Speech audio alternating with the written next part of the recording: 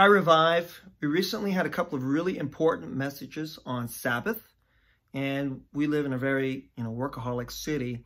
And I wanted to offer you a really brilliant insight out of this book, Every Good Endeavor, Connecting Your Work to God's Work by Tim Keller. And it's a portion out of the final chapter called The Power of True Passion, where he explicates a really brilliant insight that he learned from a remarkable Christian thinker named Dorothy Sayers from the 20th century. So please listen up. One of the words we read and hear about often is passion. Passion leads you to excel in whatever you do, but there are different sources and kinds of passion. Sometimes it generates frenetic activity more grounded in fear of failure than in pursuit of success. That kind of passion can produce a lot of energy, but from a Christian point of view, it is a counterfeit. There's something fake and something not good about this kind of energy. It is fueled by the work under the work, and it is unsustainable like the extreme brightness of a dying light bulb. And so what he's talking about here is there's the actual work that you do, but a lot of times what's motivating your work is actually there's some other underlying work underneath the work that you feel like I have to get to this.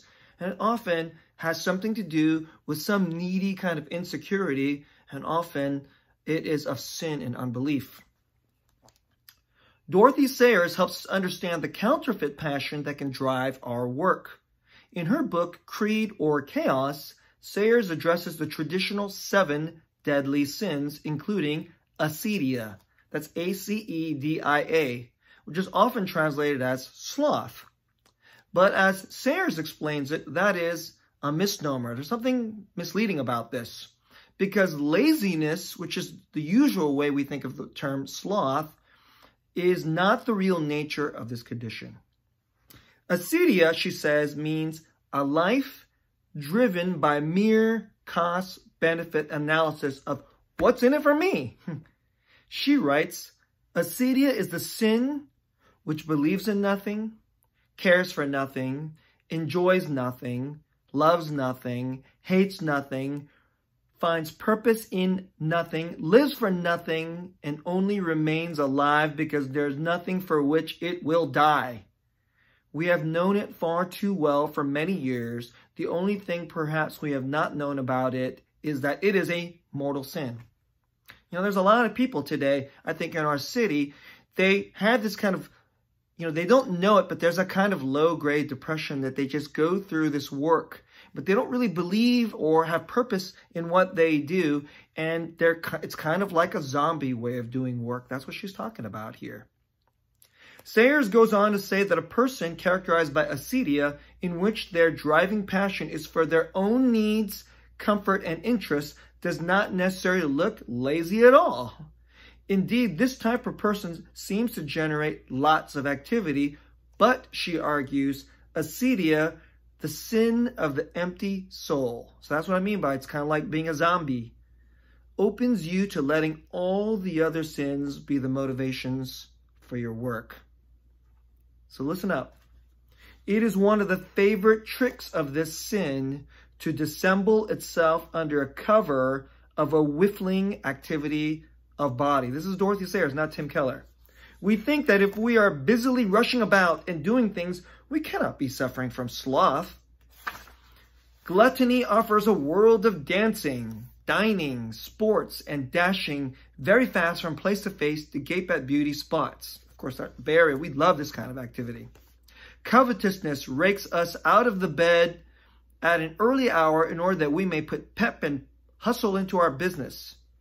That's, of course, the Bay Area and Silicon Valley. Envy sets us to gossip and scandals, to writing cantankerous letters to the paper, and to the unearthing of secrets and scavenging of dustbins.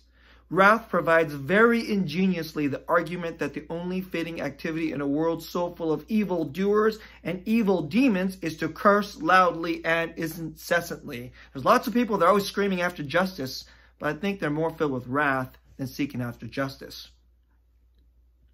Whatever brute and blackguard made the world while lust provides that round of dreary promiscuity that passes for bodily vigor. But these are all the disguises for the empty heart and the empty brain and the empty soul of Acedia. In the world, it calls itself tolerance, but in hell, it is called despair. Hard and tough words, especially for us here in the Bay Area. So Keller goes on to say this: I find this point hits home as a brilliant exposition of idolatry. Without something bigger than yourself to work for, then all of your work energy is actually fueled by one of the other 6 deadly sins. You may work exceptionally hard because of envy to get ahead of somebody, or because of pride to prove yourself, or because of greed or even gluttony for pleasure. In short, Acedia is the most subtle idolatry of all. It puts the cynical self at the center of your life, and when you do that, you release all the worst vices and sins to be the main animating energies behind your work. So let me say a little something about why it's so profoundly important that and so merciful that God commands us to stop, to Sabbath.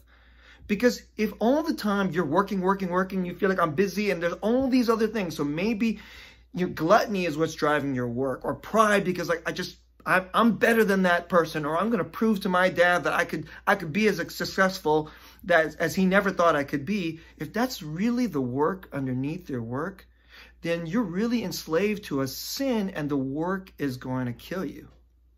And so how can you have even perspective on the nature of these sins that are running your life through work unless you stop, unless you receive the gracious command to stop and can take a look and let your heart have perspective and examine your heart and even get to the place where you can run to the Lord and receive his grace. And then between the stop and the rest, then you could go back to your work, not filled with the 7 deadly sins, but instead with something much more human and beautiful that makes your work a blessing.